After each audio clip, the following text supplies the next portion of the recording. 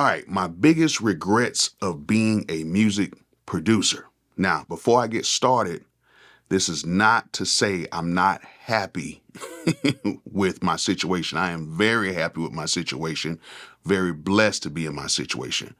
But I just wanted to come on here and just talk to you guys candidly about some regrets that I had about being a music producer. And since I've been doing this for about 24 years now, there's a long list, but I'm going to talk about some of my biggest regrets. So I'm not going to really do too much editing or nothing like that on this video. I'm just going to talk to you guys candidly. And if I mess up, I just mess up. But I want you guys to just understand that, even though I did gain some success, there is some regrets. Bolo!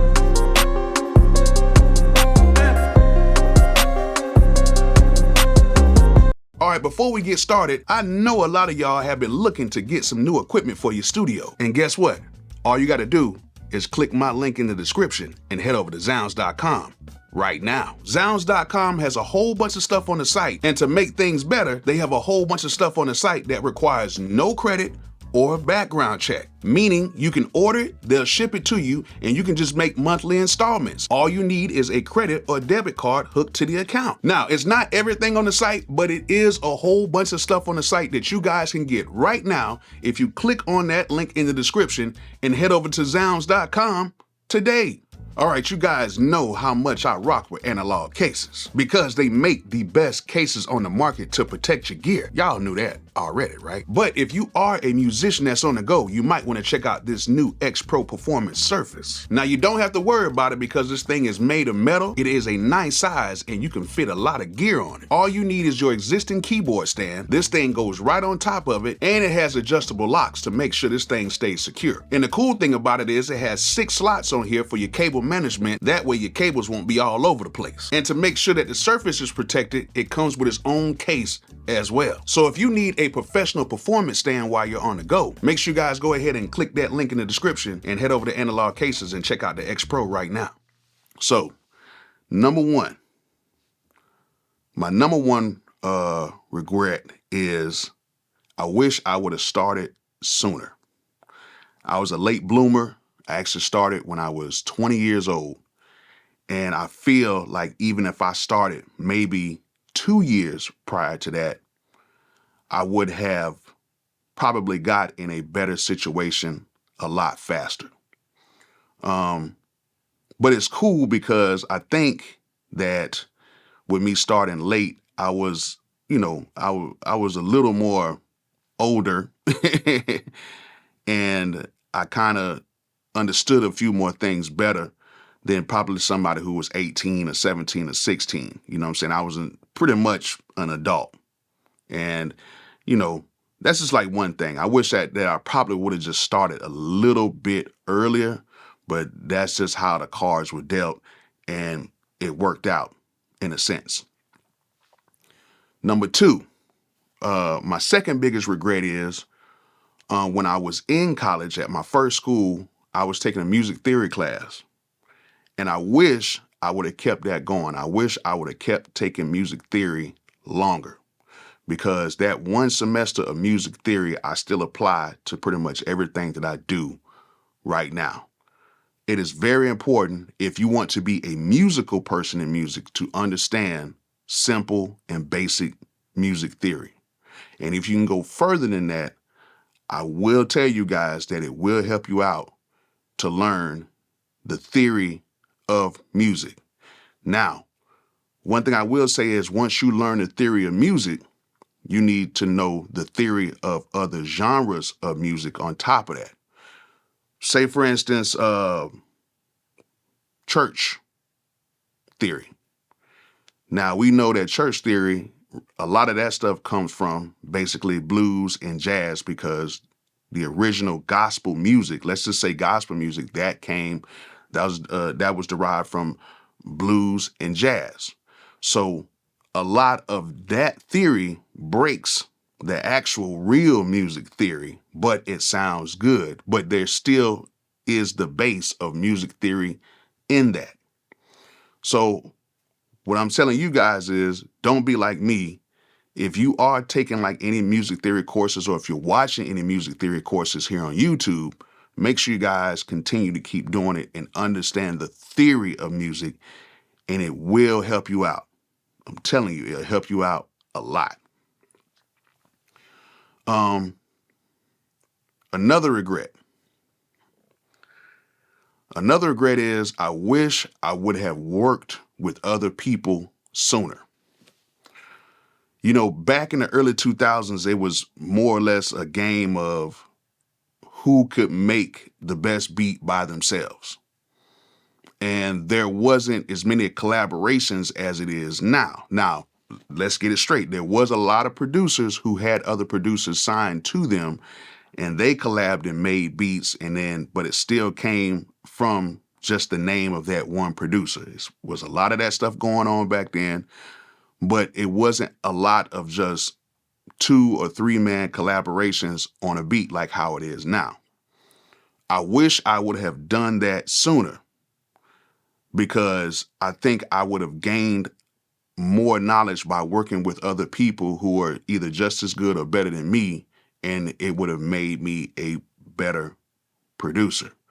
Not just producing, but even like mixing and recording as well, because back in the day, there would be 5 producers in a room, and if one producer was making the beat, then that one producer was just making that beat and that was it. And then every so often we would probably chime in or something like that, but we would never like take any credits or nothing like that. We would just kind of be like, hey, you might need to switch out that hi-hat, but that was it. It wasn't no, hey, you add the bass or you add some keys or stuff like that.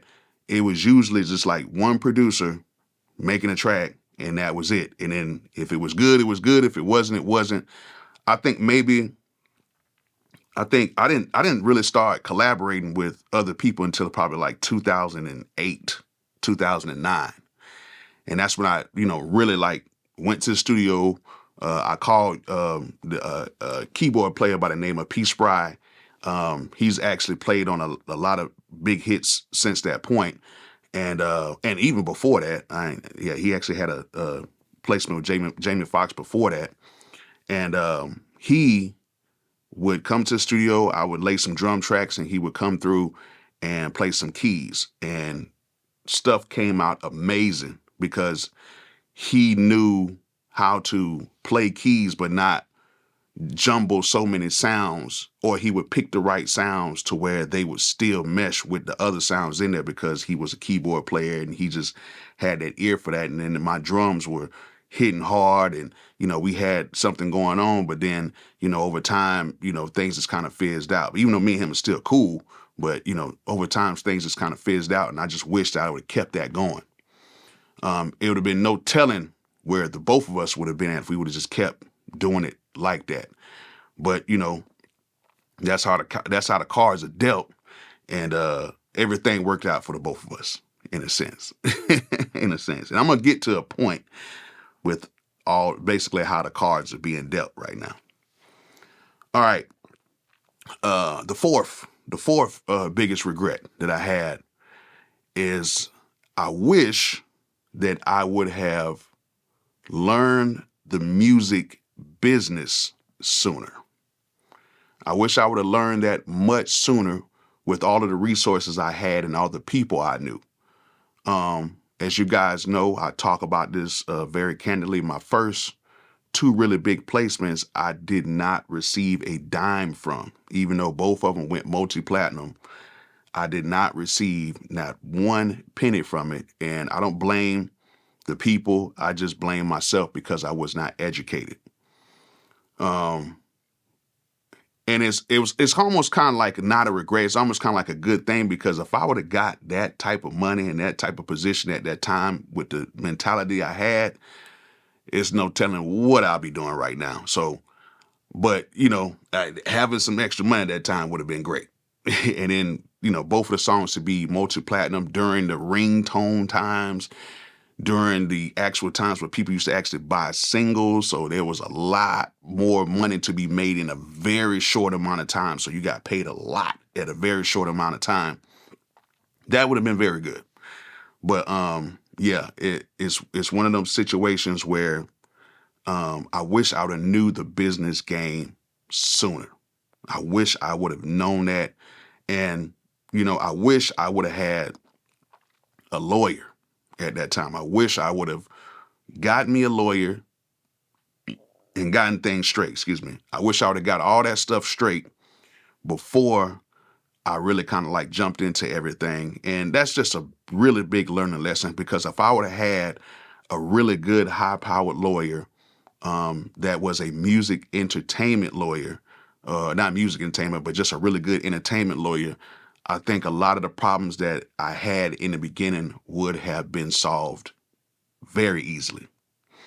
Representation is one of the biggest things that you guys can get. Representation is key. And I was basically trying to be cheap, even though I had the money from other, song placements, but I was trying to be cheap and trying to do certain things myself with certain situations. And I would feel like, oh, this situation isn't that big right now. I don't need to get a lawyer. And then the situation turns big later on. So I would definitely say I wish I would have, learned the game and wouldn't have gotten a really good lawyer in the beginning, because that would have helped out a lot. I don't know, what's that, 4 or 5? I can't remember. The next one, another big regret that I have is placing my trust in people who did not have the best interest for me. And that is huge. The biggest thing that I want to tell a lot of you guys is, if you get you a placement in this music business and you finally get into a situation where you're in here with a lot of these people that work for the label, or, they work for, high power companies that deal with music, those people are not your friends. They are there to do one thing, and that is, two things. One is they're there to make money, and number two, they're there to move up the power chain. That's it. People will smile, laugh, go out with you, do everything. And I'm telling you right now, they're doing that to basically court you. And you have to be very careful with that, especially when you get seriously into the game. You're going to find out very quickly that there's going to be a whole bunch of people that come around, and then you're going to be looking around and you're like, yo, who are all these people? And these people might work for the label.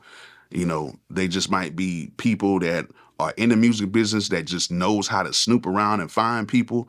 You got to be very careful with that. Or just people who, you may have kind of known, but you don't really know.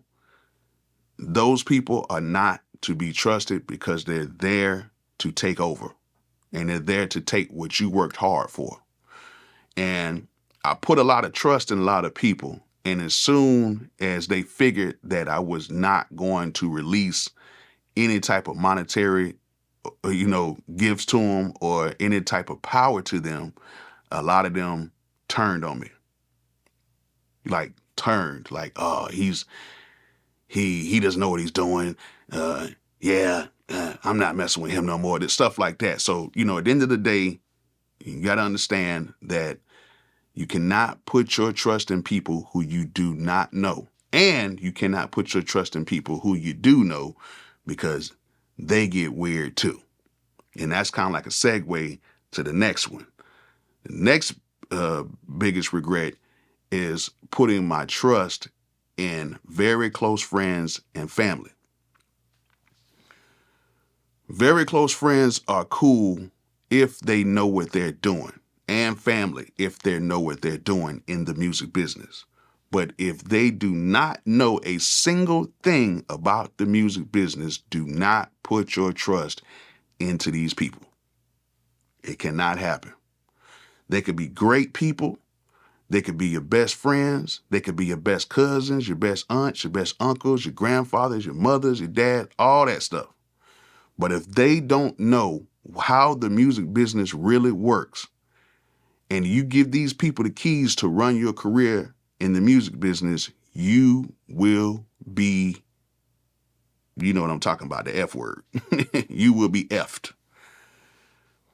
Do not feel like you have to relinquish your power to people that you have known for, years and you feel like, oh, this is my favorite family member. Oh, he runs a good car automotive business, or he might be a good roofer, or they might work in sales, that they know what they're doing in this music business. No. Mm-mm-mm-mm-mm. Don't do it. Don't do it. Don't do it. Don't do it. Find people who know what they're doing, and find people who are going to be truthful with you and saying, hey, I'd rather have somebody come to me and say, hey, when you make money, I get 15%. Simple as that. If you do something, I get paid with you, and my job is to manage that or to get you to that point to where when you get paid, I get paid too. I don't want nothing more or less until we negotiate it, period. I don't need anybody around who's saying, man, I'm just here to help out. I'm just here to do my thing. And then when you get paid, they get upset because they don't get nothing. That's what you have to be very, very, very, very, like, you have to really like study people to make sure that they're not just there to get paid. Because some people say they're just there just to help you out. And really that's not the key at all. Not at all. All right. And there's a lot more, but I think I might have two more. Another one is, I wish that I would have taken some time off to travel more during the time when I was still coming up. And I know some of you guys are probably thinking, I don't really know about that one, but I wish I would have taken more time off to travel and see different things, because you would be blessed tremendously as a producer when you can travel and see the world or just see different places, and you'll get inspired. You will hear different music. You'll see different people, different customs, stuff like that. Traveling is a very cool thing, because it's even if I just travel to the West Coast, if I travel to LA and just get a hotel room and just make beats in a hotel room by the beach, I have a totally different perspective on my beats and a totally different feeling, because I'm not just here at the house. I wish I would have traveled to different studios. I wish I would have, traveled out the country and then made beats like that, because it's a very different experience when doing that. So it doesn't necessarily mean you have to travel out the country, but if you even can drive to like a cabin area or just go to another city, like if you live outside of Atlanta, like, drive to Atlanta, spend a couple $100, get you a hotel room, just feel the vibes and make some beats in your room and really make it like a business trip. And that's what I kind of do now a few times. I try to travel places and not really just plan to do anything. I just make it my own personal business trip to go to different places and cook up. And you'll see the results sometimes just by being in a different situation. And I wish I would have did that a lot sooner when I had the means to do it. Now, if you don't have the means to do it, can't do it. But if you can scrape up some money with your friends and travel somewhere, and then y'all just cook up, if you got like a family reunion in a different city or a town, you can cook up like that, do that. I think it'll be very beneficial, because if you're just stuck in the same place and you're doing beats over and over again in the same place, stuff is going to end up sounding the same, stagnant, and you're not really, witnessing anything to inspire you. So make sure you go places where it inspires you to make beats, and, traveling will inspire you. At least I feel that way. And what's the last one? This is a good one.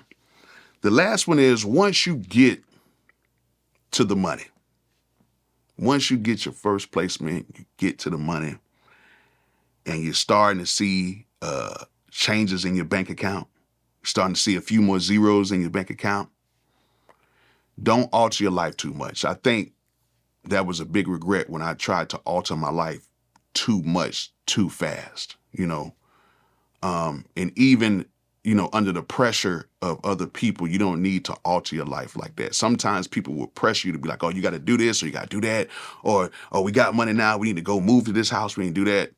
Don't do it. Because it's going to be cool in the beginning, because you're you're buying this, you're buying that, and it's making you feel good. It's giving you those good endorphins and all that stuff like that. But a lot of that stuff I don't even have anymore. You know what I'm saying? And I mean, hundreds of thousands of dollars worth of stuff that I paid for that I don't even own even anymore, or I don't use them. Like I say this all the time, money's going to come and go, items are going to come and go. And even when you go, it's going to come and go out of somebody else's hands. So what I will say is when you do get to the bread, when you do get the big placement or placements, or if you make it on a movie soundtrack, or if you find your way into the business somehow, don't go crazy in the beginning. Stack your bread up. You know what I'm saying? Stack your bread up and learn, how to save, learn how your taxes and stuff work, learn how to invest properly. Okay. And don't just jump into anything so fast because people are telling you to do it. Like, you take your time. Like, if you were good before in the house that you was in, driving the car you was in and everything, and you got a few placements, a few people might know who you are, but you're not like huge, like Metro Boomin or nothing like that.